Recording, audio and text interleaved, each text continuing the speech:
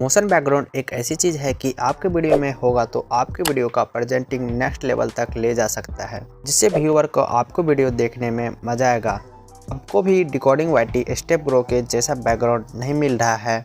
Don't worry brother, आपको कहीं जाने की ज़रूरत नहीं।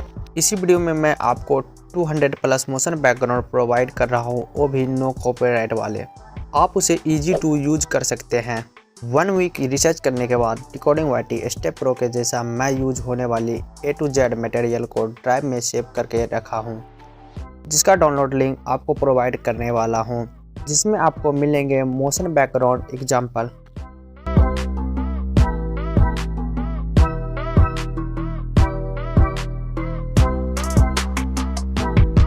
और साउंड इफेक्ट। एग्जाम्पल के लिए बताता हूँ, popup, click, push, typing and many type sound effect and all use to thumbnail element, जैसे कि graph, emoji, background character, money PNG icon और बहुत कुछ।